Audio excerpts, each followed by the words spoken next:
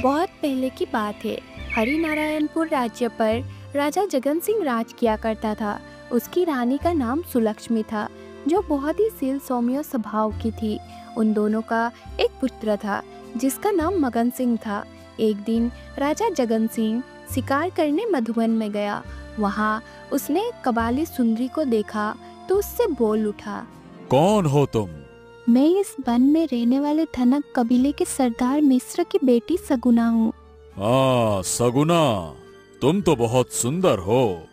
क्या मैं अपने रूप की प्रशंसा करने वाले का परिचय जान सकती हूँ? हाँ हाँ, क्यों नहीं। हम हरे नारायणपुर के राजा राजा जगन सिंह हैं। ओ, तो आप राजा है। सगुना भयभीत दृष्टि से उसकी ओर देखा और फिर वहाँ से चली गई। सगुना से मुलाकात होने के पश्चात राजा जगन सिंह वापस हरिनारायणपुर लौट आया। उस रात जब वो रानी सुलक्ष्मी के साथ अपने शयन कक्ष में सोया हुआ था तो नींद में ही बड़बड़ा रहा था, सगुना, सगुना। उसकी ये बात सुनकर रानी सुलक्ष्मी की नींद खुल गई और वो सोचने लगी, ये सगुना कौन है जिसका नाम महाराज नींद में ले। सुबह होने पर रानी सुलक्ष्मी ने राजा जगन सिंह से पूछा, महाराज, ये सगुना कौन है? सगुना? तुम सगुना को कैसे जानती हो रानी?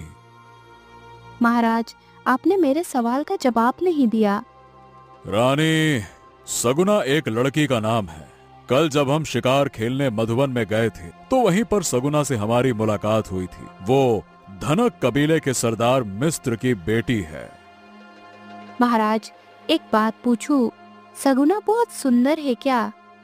अब रानी, तुम हमसे ये प्रश्न क्यों पूछ रही हो? महाराज, जिस प्रकार कल रात आप नींद में सगुना का नाम ले रहे थे, उससे प्रतीत होता है कि सगुना के रूप सौंदर्य ने आपके दिल पर गहरा छाप छोड़ा है और आप पहले दृष्टि में ही उससे प्रेम करने लगे हैं। ओहो रानी, ये तुम क्या कह रही हो? मैं वही कह रही हूँ महाराज, जो सच है, क्योंकि सगुना आपको पसंद आ चुकी है। इसीलिए आप शीघ्र ही उससे विवाह कर लीजिए। अरे ये कैसे हो सकता है रानी? तुम जैसी शीलवती पत्नी और युवराज मगन सिंह जैसे सुंदर पुत्र के होते हुए हम भला दूसरा विवाह कैसे कर सकते हैं? नहीं नहीं नहीं नहीं नहीं, ये सर्वथा अनुचित है रानी। ऐसी बातें आप भला सोच भी कैसे सकती हैं? महाराज, आप उचित और अनुचित के चक्कर में बिल्कुल ना पड़े और निसंकोच होकर दूसरा विवाह कर ले। इसी में आपकी और आपके राज्य की भलाई है। वो कैसे रानी? महाराज, मेरी इस बात को तो आप मानेंगे ही कि सगुना के रूप सौंदर्य का जादू आपके ऊपर पूरी तरह असर डाल चुका है। तब महाराज, ऐसे स्थिति में यदि आपका विवाह सगुना के साथ नहीं हुआ तो आप हर समय उसके ख्यालों में खोए रहेंगे। राजपाट की ओर से आपका दिल उचट हो जाएगा और किसी भी राज्य के लिए यह सबसे खतरनाक स्थिति है कि उसके राज्य का राजा उसके प्रति आदिशील हो जाए।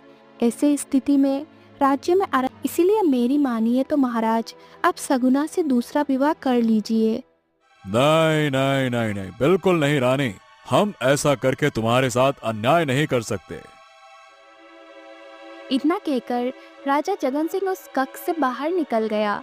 फिर रानी ने उसी समय अपने रथ के सारथी को बुलाकर उससे कहा, सारथी, रथ को फौरन यात्रा के लिए तैयार करो। मैं इसी समय मधुबन जाना चाहती हूँ। मधुबन पहुंचकर उसका रथ धनक कबीले के बस्ती के बाहर जाकर रुक गया।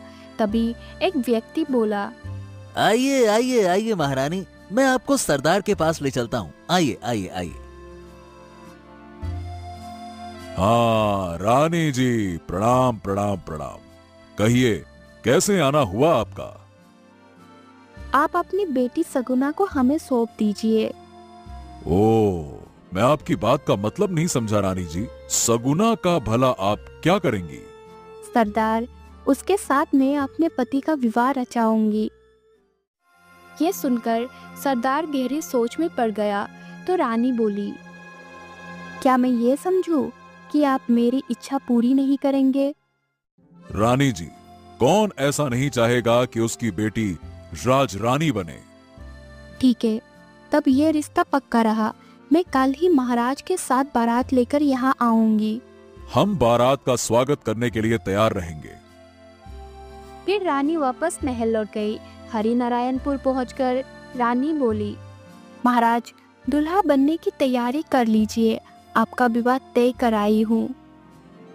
सारी बात सुनकर महाराज बोले, श्री लक्ष्मी, तुमने ठीक नहीं किया।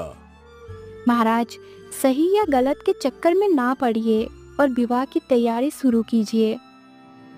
तब राजा जगन सिंह ने सुलक्ष्मी से कहा, रानी सुलक्ष्मी, तुम बहुत बड़े दिल वाली रानी हो। तुम जैसी नारी ही इस प्रकार का त्याग कर सकती है। दूसरे दिन विवाह के पश्चात राजा जगन सिंह सगुना को हरिनारायणपुर विदा कर लाया। रानी लक्ष्मी, आज से तुम हमारी महारानी हो और सगुना हमारी रानी है। राजा जगन सिंह सुखपूर्वक अपनी महारानी और रानी के साथ जीवन बिताने लगा।